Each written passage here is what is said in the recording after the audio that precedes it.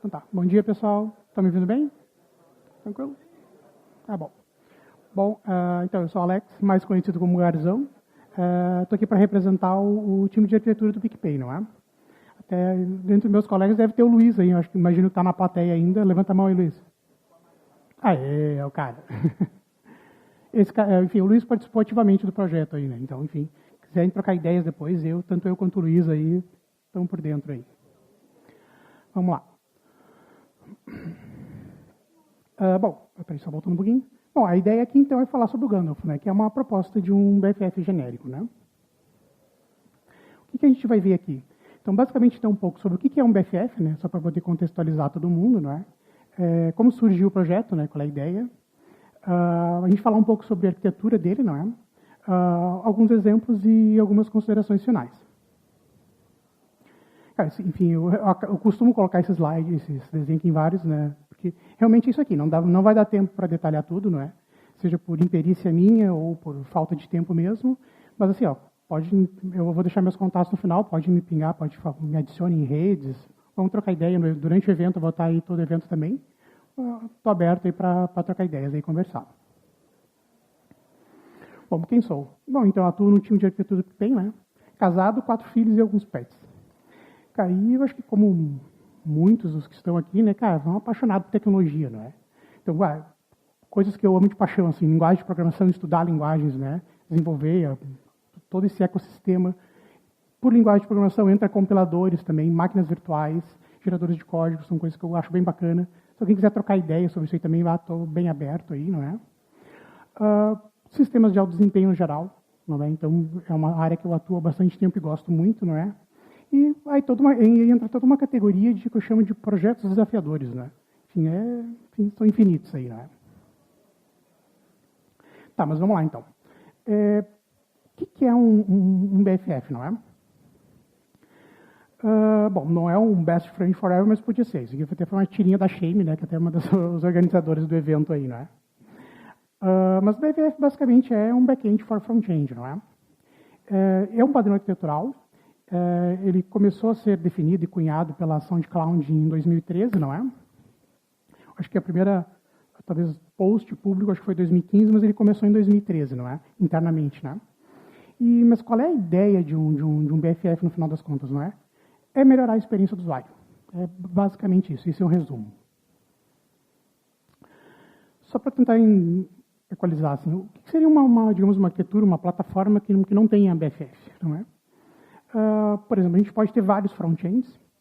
Então, no caso, browsers, aplicações mobile, serviços de terceiros, não é? Todos eles vão estar acessando as APIs públicas, enfim, que a plataforma que o serviço disponibiliza. E essas APIs públicas vão estar utilizando serviços internos, não é? N serviços. Desculpa. Qual é o problema aqui? Na verdade, o problema não tem porque funciona. Não é? O mundo já existia antes de ter BFF, tudo funcionava, enfim, isso não é um problema. Não é? Qual é o ponto aqui? Como a gente tem, geralmente, a gente tem essas APIs públicas, elas não entendem do dispositivo que está fazendo a solicitação. Então, ela não entende qual é o front-end, se é um browser, é um mobile, enfim. O que acontece muito, então? A gente acaba desenvolvendo esses endpoints, essas APIs, de forma que elas carreguem o máximo de informação, que elas devolvam o máximo de informação possível para que a gente possa atender todos esses dispositivos. No geral, vamos botar não vou dizer uma regra, né, mas no geral o que acontece? O browser geralmente precisa de mais informação do que o mobile. Talvez por uma definição de tela, aquela tela, sei lá, vou ter 30 campos, faz sentido, né, o browser, numa requisição, só receber 30 campos. Mas para o mobile, talvez não, vai paginar, vai rolar, enfim, tem várias informações que não faria sentido. Mas essas APIs públicas, elas não têm noção disso. Então, o que a gente acaba, no geral, fazendo,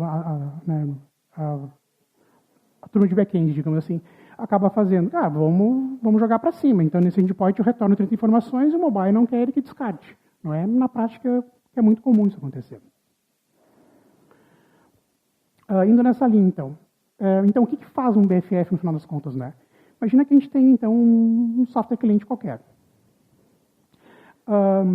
Esse software cliente, né, está fazendo uma requisição para o BFF e o BFF acaba fazendo a requisição para os serviços internos, não é? Basicamente, o que faz, então, no final das contas? A ideia do BFF é expor rotas. Ele expõe essas rotas e invoca esses serviços internos, né, dentro da plataforma. Uma coisa que tem onde começa a ter algum ganho já no uso de BFF também é o quê? A gente pode ter uma invocação tanto sequencial para serviço quanto paralela. Não é? Não, digamos que quando a gente tem uma implementação mobile, não quer dizer que necessariamente vai ser, sei lá, se tiver que invocar 15 endpoints, 15 serviços, eu vou fazer ele sequencial, não quer dizer isso. Mas digo que com o BFF, como instituto de BFF, é muito fácil tu paralelizar isso. É bem mais fácil, talvez, do que numa implementação normal. Outra coisa bacana é a agregação de dados. O BFF está chamando vários serviços, cada serviço vai responder, por exemplo, com um JSON, né, um body, o que eu faço com tudo aqui? Então, basicamente, ele tem que agregar tudo para poder devolver para quem está solicitando a requisição. E aí já entram outros pontos, tipo transformações de dados, não é? Posso querer transformar nomes de campo, transformar tipo de dados, string para numérico. Mas um ponto importante do BFF é que o BFF é para ele ser algo transparente na plataforma, digamos assim, na arquitetura. O que eu quero dizer por transparente? Ele não pode ter regra de negócio, não é? Digamos assim, se eu tirar o BFF dali, tudo deveria continuar funcionando. Claro, muda os endpoints, né, muda a estrutura, talvez tenha que chamar mais serviços, mas a ideia é que o BFF não implemente nada que seja regra de negócio. Então, como é que seria uma arquitetura com BFF, não é? Também teria as mesmas interfaces. A ideia, né, no contexto, digamos assim, o by the book do BFF, é que a gente tenha um BFF para cada interface. Então, eu teria um BFF para browser, um BFF para mobile e um BFF para serviços de terceiros, não é? O que esses caras fazem? Continuam fazendo a mesma coisa, chamando os serviços internos. Por exemplo, talvez o browser vai chamar o serviço A e um serviço N. O mobile talvez tenha que chamar 3 serviços diferentes, não é? E o serviço de terceiro vai chamar outros 2 serviços apenas, não é? Também só deixando um ponto bem claro que BFF não é um API Gateway, não é? Então, por exemplo, é bem normal numa plataforma que tem BFFs, a gente continua tendo um API Gateway na borda, não é? O que faz um API Gateway? Tipo um Kong, por exemplo. A parte de autenticação, autorização e vários outros recursos, né, continuam no API Gateway, né? Então, algumas vantagens aqui. Aí, nesse slide, eu já finalizo só para equalizar a ideia sobre o BFF, né? Então, quais são algumas vantagens que a gente tem para a gente ter um BFF? Como eu falei, o foco é melhorar a experiência dos desenvolvedores também, além da experiência do usuário, né? Por quê? Primeiro, tem essa separação de responsabilidades, não é? Então, a gente fica bem claro assim, o que é responsabilidade de back-end, o que é responsabilidade de front-end. Muitas vezes, assim, talvez para melhorar a experiência do usuário, eu preciso que o back-end coloque mais um campo. Esse campo já está num outro serviço. Mas para o mobile chamar mais um serviço fica mais lento. Mas o pessoal de back-end, para eles não faz sentido. É só o browser que vai usar. O mobile não vai. Não é? Então, a gente consegue desassociar isso aí e começa a gerar autonomia para o front-end e autonomia para o pessoal de back-end também. Porque essas pequenas transformações, a gente consegue resolver tudo no BFF. Então, um ponto que eu já tinha falado antes, né? Melhora a experiência do usuário, né? Principalmente no ponto de latência, não é? Isso por quê? Como eu comentei antes, né? Às vezes tu acaba recebendo mais informações que tu precisa e casos reais, né? Ali no ponto de redução de número de requisições, até o pessoal da SoundCloud comentava que eles tinham casos que eles chegavam a chamar 100 e poucos serviços para montar uma tela, né? Ou mais telas, não é? Então, realmente, tu pode baixar isso aí para, sei lá, talvez 2, 3 chamadas, não é? Claro que nada são flores, não é? Então, temos desvantagens também de ter um BFF. Primeiro que é mais um ponto de falha. Alô? Não. Primeiro que é mais um ponto de falha, não é? Segundo ponto pode aumentar a latência. Poxa, mas eu acabei de dizer que melhora a latência, não é? Mas nos contextos onde faz sentido ter um BFF. Por exemplo, eu tenho uma aplicação mobile, só uma aplicação mobile, que ela faz uma requisição para um BFF. Esse BFF faz uma requisição para um serviço interno. No princípio não tem ganho. Só está colocando um ponto a mais de falha ali, um ponto a mais para ter latência. E um ponto que daí foi onde entrou a ideia do projeto mais um artefato para desenvolver e manter. Porque, no geral, os BFFs são desenvolvidos, né, em casa, digamos assim, não é? É mais um artefato de código. Então, como é que surgiu o projeto do Gandalf, né? Algumas motivações, não é? No PicPay já existia vários BFFs, não é? PHP, Java, Node, Go, não é? E a gente ainda está, né, num movimento forte de quebra de um monolito. E sempre quando foi falar em quebra de monolito, a gente já tinha vários microserviços, começou a ter vários outros, não é? E começa daí várias reuniões que a gente estava participando, né, ajudando, enfim, ajudando o pessoal a definir, talvez uma nova arquitetura e tudo mais. O pessoal começou a falar, eu acho que vou ter que desenvolver um BFF, eu acho que eu vou precisar de um BFF também, acho que eu vou precisar de um BFF. Daí, mas aí começa a gerar um alerta, assim, poxa, por que todo BFF tem que ser uma base de código? Que na prática, o que acontecia? Por exemplo, um time que talvez tinha mais experiência com PHP, pegava algum BFF já desenvolvido em PHP, alterava as rotas, chamava uns outros serviços e tudo mais, fazia um deploy e segue a vida. Quem tinha mais experiência com Go, a mesma coisa, não é? Mas, poxa, não tem como a gente fazer alguma coisa assim, digamos, programável, que nem o Kong, né? Kong é um API Gateway, não que a gente não precise programar alguma coisa, mas talvez o básico dele é literalmente a configuração e segue a vida, não é? Está aqui o Felipe para me dizer o contrário, né, Felipe? O Felipe manja muito de Kong, mas enfim. E assim surgiu a ideia do Gandalf, né? Para quem achou o logozinho foi o Luiz aí também. Vamos lá. Como é que é a arquitetura do Gandalf, né? É basicamente uma arquitetura de pipeline filters, né? Então, a gente tem ali, por exemplo, um aplicativo faz uma chamada, um método get, né? Numa rota ali, por exemplo, home, e a gente vai literalmente pegando essa requisição, vai passando de filtro por filtro. Cada filtro pode fazer transformações ou fazer invocações para backends, não é? No final da execução desse pipeline, não é? Tem digamos, um body de resposta com headers, enfim, isso é retornado para a aplicação, né? Serializado e retornado. Isso é similar a Unix do pipe, não é? Tentando talvez deixar uma forma mais clara, para quem é acostumado a usar o Unix, né? O Linux, enfim, variantes, é o pipe do Unix. Aqui a gente colocou como uma pitada de microkernel, não é? Por que uma pitada? Quando o Gandalf inicializa, não é, a gente pode registrar filtros nele. Então, hoje a gente tem um conjunto de filtros, um conjunto até pequeno, digamos assim, mas podem ser desenvolvidos novos filtros e podem ser registrados nele, não é? E a partir daquele registro, eles podem ser utilizados aí por qualquer workflow, não é? Então, bom, acho que alguma coisa eu já comentei, então, o que pode fazer um filtro, não é? Que basicamente é transformações de dados e invocação de outros backends. Isso é o nosso contexto de hoje, não é? Tem propostas de fazer alguns filtros mais elaborados. Bom, exemplos de filtros eu já coloquei. Então, vamos lá. Nosso primeiro exemplo aqui, o famoso Hello World, né? Qual é o objetivo do exemplo? Basicamente, agregar as respostas, não é? Então, qual é a ideia? Assim, vamos supor, na porta 10.000 eu estou rodando um serviço de Hello, não é? Que basicamente, quando eu faço um call para ele, vai me retornar um Hello Response, lá com um valor de Hello. Na porta 10.002 eu tenho um serviço de Road, que quando eu invoco ele vai me retornar um Road Response, né, com a palavra Road. Qual é a ideia? Que aqui na porta 8080 eu tenho o Gandalf rodando, não é? E foi definido então uma RI, uma rota, Hello World, que quando for invocado, basicamente vai fazer o quê? É agregar os dois bodies ali no final das contas e retornar. Então, digamos, é o exemplo mais clássico, mais simples, né, disso. Só para visualmente deixando mais claro, não é? Tem então um curl que faz uma chamada para o BFF, que foi configurado. Ele faz uma chamada para o serviço de Hello, vai retornar uma resposta. Faz uma chamada para o World, que torna uma resposta. Que, por final, é agregado tudo isso dentro do BFF e retornado para a aplicação que solicitou, no caso o curl. Né?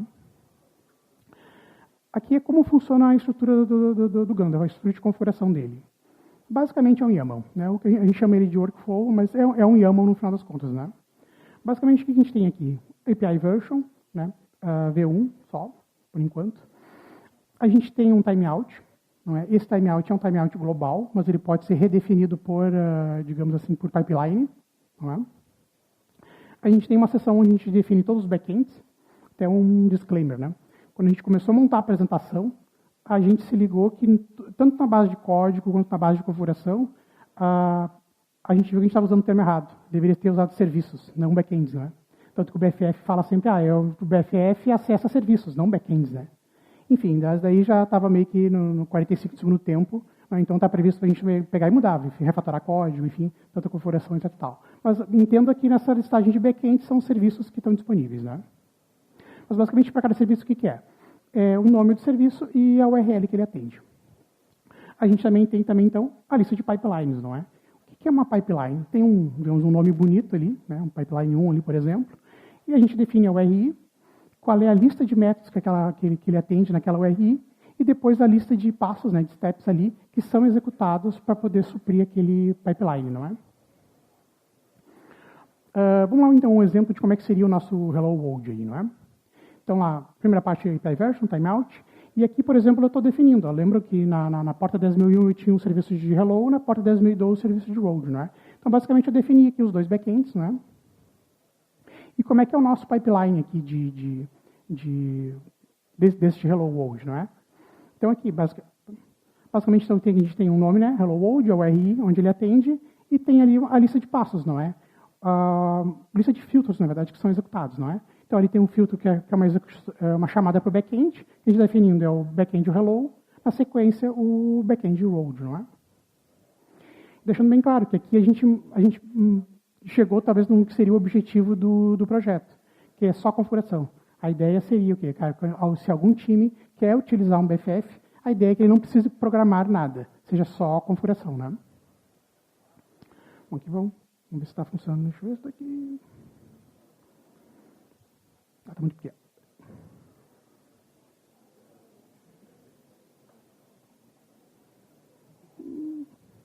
Acho que não vai ficar muito visível, mas enfim.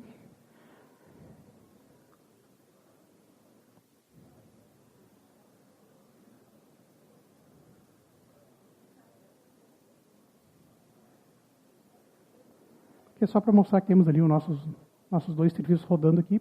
Porta 10.001 o Hello, porta 10.002 o Road, não é?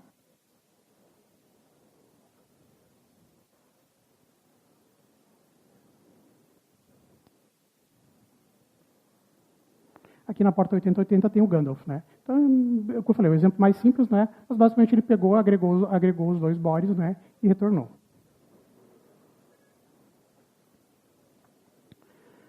Aqui um exemplinho, o segundo filtro, na verdade, que a gente desenvolveu, não é? Qual é a ideia dele? Trocar nome de campos, não é? Então, basicamente, a gente tem uma chamada que é feita para o BFF, não é? Numa outra rota, o Change Field Names, ele faz a chamada para o serviço de Hello, né? retorna o Hello Response, chama o Road, retorna o Road Response. Só que antes de retornar o resultado, antes de serializar o resultado, né, tem uma configuração que é aplicada por esse filtro para poder trocar o nome dos campos, né, de Hello Response para Road 1 e de Road Response para Road 2. Basicamente, então, o início da arquitetura de configuração é o mesmo, não é? API version, timeout, os mesmos backends. Só que aqui no pipeline, o que tem? Né? Então, tem ali um change field names, a URI, que ele está atendendo, só método de get também, não é? E aqui tem basicamente a execução. Ó, eu chamo o primeiro backend hello, chamo o backend de road na sequência, e aqui eu estou aplicando um filtro, que é um change field name, e ali embaixo tem um mapeamento, dizendo, ó, quando tiver o hello response, eu quero trocar para o road 1, road response para o road 2. Como é que a gente está de tempo? Opa, desculpa. Obrigado. Mais sério impossível.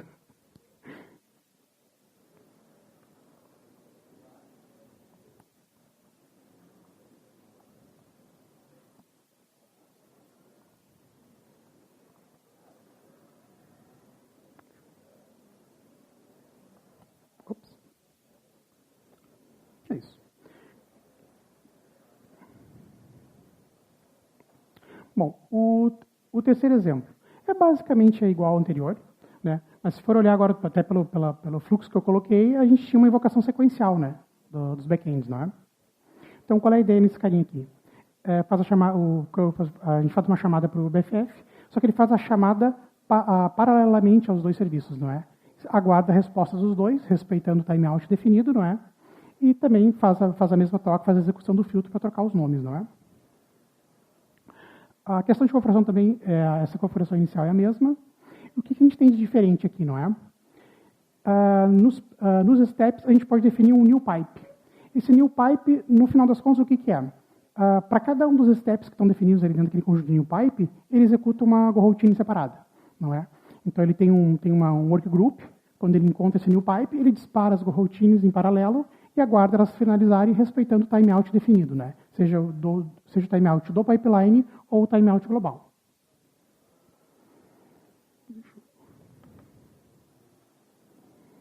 Aqui aqui até não... na verdade, esse aqui é o tipo de exemplo que eu vou mostrar para confirmar que funciona, porque não tem muito, talvez, eu acho que visualmente, né, enfim, não tem muito como notar diferenças, né. Eu tenho alguns outros exemplos maiores, daí depende se alguém quiser ver depois, eu mostro com calma, que daí consegue dar para ver direitinho a sequência de execução, executando em paralelo, né, mas para a apresentação aqui não ficaria inviável de mostrar. Tá, mas vamos dar uma olhada por baixo do capô, né? Enfim, o que mais uso, o que é um BFF, como se usa ele, não é? Alguma coisa eu já tinha comentado antes. Como é que é o fluxo de execução do Gandalf, né? Então, quando ele inicializa, ele basicamente faz o quê? Primeiro faz um mapeamento dos filtros, não é? Então, tem uma definição dos filtros existentes, não é? E, digamos, uma função para ele poder ser executado. Além disso, ele vai ter que, esses arquivos de workflow, ele vai ter que carregar esses workflows, não é? Validar eles também. A gente usa o Gotee, não é? Então, por baixo dos panos, a gente acaba usando, inicializando o Gotee com as rotas, não é? Então, para cada um dos métodos definidos com cada URI, a gente faz digamos assim, um conjunto ali de mapeamento, mapeando para a função responsável para executar aquele filtro, não é? E também, para cada request, no final das contas, o que a gente acaba fazendo? É executar os steps do pipeline, não é?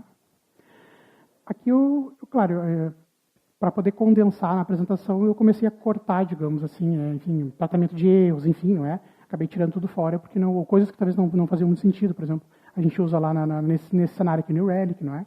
Eu acabei tirando da apresentação, porque senão não ficaria inviável de mostrar. Mas basicamente qual é a ideia? Então a gente carrega a variável de ambiente, né, principalmente a porta onde o Gandalf vai rodar, entre outras coisas. A gente carrega o arquivo de configuração, então em si, o workflow, não é? Na sequência, a gente faz a criação de um novo BFF, digamos assim, que é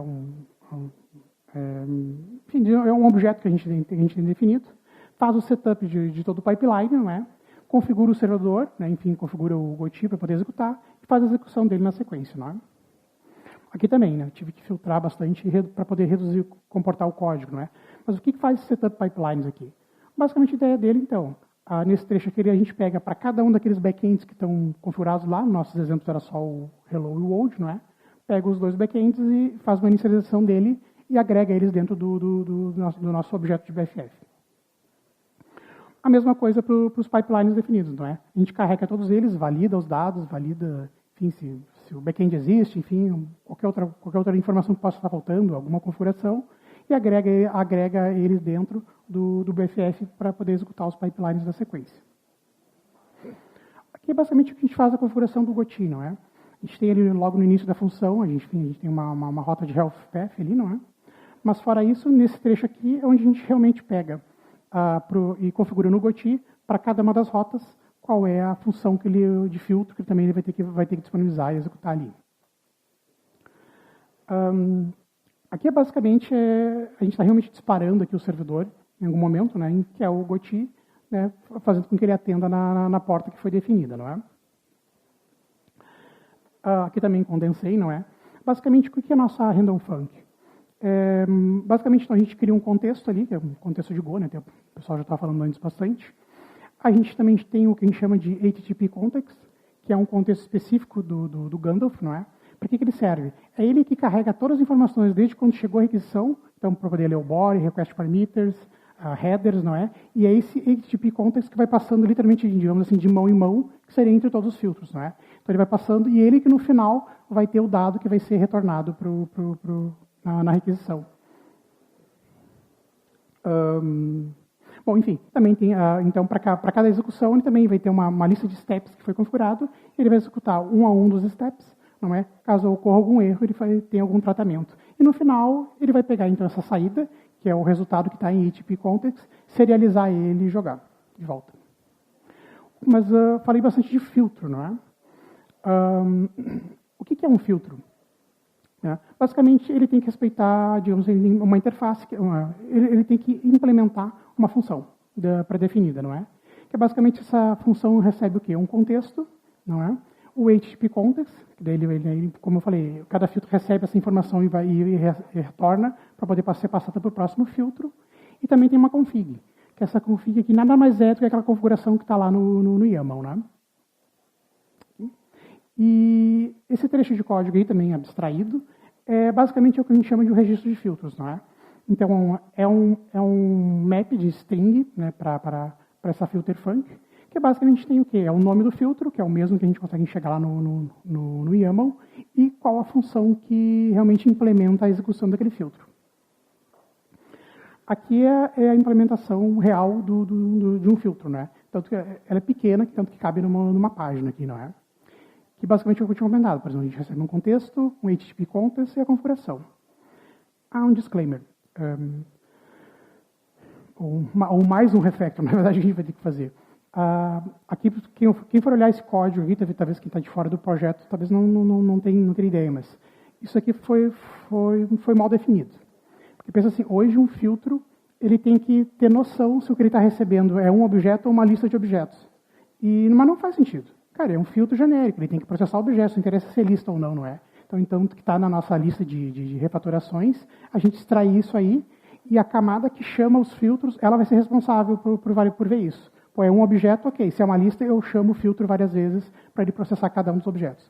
Com isso, para a gente fosse olhar assim, esse filtro de change field name, não é? Que é o que eu mostrei antes, o código dele seria ridículo e simples. Seria basicamente o código que está marcado aqui agora, não é? Enfim, então, o porquê do teu single object e um list object, né? É o nosso refactor da vez aí. A gente está de tempo? Bom, algumas considerações finais aí, então, né? O que nós temos hoje de funcional no projeto, né? Então, como mostrei ali, trocar nome de campos, né, na requisição, agregar campos em lista na resposta. O que seria um agregar campos? Por exemplo, imagine que eu chame 3 serviços, e os 3 serviços retornam um campo chamado name. Na hora que chegar isso no BFF, o que ele faz? Digamos, burro no sentido de que ele não tem nenhuma regra, né? Então, ele vai pegar os 3 campos, vai tentar juntar e vai valer o quê? A última informação que ele receber, a última requisição, é o valor que vai valer, porque ele vai sobrepor. Temos 3 campos names, né? Então, esse é um dos filtros que a gente faz. Ele é executado quando recebe, ele pode pegar N campos e retornar isso numa lista. Então, a gente pode dizer, quando eu retornar o campo name, eu quero gerar um campo, sei lá, names, ou name list. Ele vai agregar todos os valores ali no array. Então, enfim, outros mais óbvios, tipo, por exemplo, deletar campos, tanto do body quanto do header, né? Às vezes até por questão de compliance, enfim, ou até para te evitar algum tipo de vazar algum tipo de dado. Então, por exemplo, poderia literalmente dizer, nesse serviço não pode retornar CPF de forma alguma. Então, poderia colocar ali uma restrição de que, independente do que o serviço retornar, a gente corta nos filtros, né? E também adicionar campos, né? Tanto no body quanto no header, né? E outro que daí eu também não coloquei na apresentação, posso mostrar depois, quem tiver interesse, porque não daria tempo, que a gente pode copiar dados entre sessões, não é? Por exemplo, assim, imagina que eu preciso ter uma execução sequencial, porque eu tenho dependência. Então, eu chamo o primeiro serviço, né, o primeiro back-end, ele me retorna um campo, talvez ID, né, alguma coisa, que esse ID eu tenho que usar para poder chamar o segundo serviço. Então, a gente consegue facilmente ali, com tipo de se eu falar linguagem de template, é muito rebuscado. Mas uma anotação simples, eu consigo dizer, quando eu for chamar o segundo serviço, eu posso usar o body. Alguma coisa lá, body.name, body.id da requisição anterior. E o que a gente tem de próximos passos aqui, então, né? Novos filtros, né? Principalmente focado nos casos de uso do PicPay. Refactor, alguns que eu já comentei, dos filtros serem mais genéricos, não é? E mais genéricos também num outro ponto. Ali eu comentei, o filtro hoje é muito específico, ele tem que lidar com lista ou objeto, né? Mas também tem outro ponto que tá mal implementado na minha visão. Posso falar que está mal implementado, que foi o list que fizemos, então não estou falando mal de ninguém. Os filtros hoje estão muito especialistas, né? Por exemplo, eu quero fazer uma transformação numa requisição, né? Numa requisição que vai ir para um serviço. É um filtro. Mas eu quero transformar a resposta. É outro filtro. Tá, mas é a mesma transformação, só quero trocar o nome de campo. Por que se é requisição, resposta tem que ser filtros diferentes, não é? Então, a gente vai avaliar e tentar deixar eles mais genéricos, né? E outros filtros que estão no radar, digamos assim, que é a questão de caching. O pessoal já andou conversando com a gente lá dentro internamente, não é? Rate limit e circuit breaker, né? Então, a gente está avaliando essas questões. A questão de rate limit e circuit breaker, a minha visão é que depende muito, talvez seja mais digamos, uma funcionalidade de um gateway, né? Mas, enfim, a gente está vendo e avaliando ali, né? Deixando claro, então, algumas coisas, né? Preciso programar alguma coisa para utilizar? Não. Utilizando os filtros que já existem hoje, não precisa nada. Como é que funciona hoje a implantação dele, né, quando um time quer utilizar? Basicamente, a gente tem uma imagem Docker, não com ele, e a ideia é o que é? Tu faz um deploy na nossa estrutura, enfim, tem todos os padrões, digamos assim, do PicPay, mas é feito um deploy do Gandalf com esse workflow. Basicamente é isso. É fácil implementar um filtro? Como eu comentei ali, aquele exemplo, claro, é um filtro simples de trocar nomes de campo, mas, no geral, são coisas fáceis de serem feitas. Então, tendo um conhecimento mínimo de Go, é tranquilo de implementar um novo filtro. Aqui tem algumas referências, né? Então, aquele primeiro link é onde foi falado sobre o BFF a primeira vez. E, na verdade, os 3 links são sobre o BFF, não é? O que é o padrão, como serve e como utilizar ele, não é? Aqui, por fim, né, tem dúvidas, né? Mas aqui estão os meus contatos, tanto contato pessoal quanto de empresa, meu LinkedIn ali. Esse QR Code, ele remete para essa palestra, não é? Então, quem quiser olhar, enfim, ver os slides novamente, né? Remete para ela. E estou aberto a dúvidas, vocês podem, tem tempo? Tem tempo para dúvidas? Não? Eu acho que temos que encerrar aqui. Mas assim, estou aí disponível, né? Pode, enfim, cutuca aí para o evento, aí, manda mensagem, qualquer coisa. Estou aí, a gente senta, conversa, falo mais, mostro mais aí. Acho que é isso.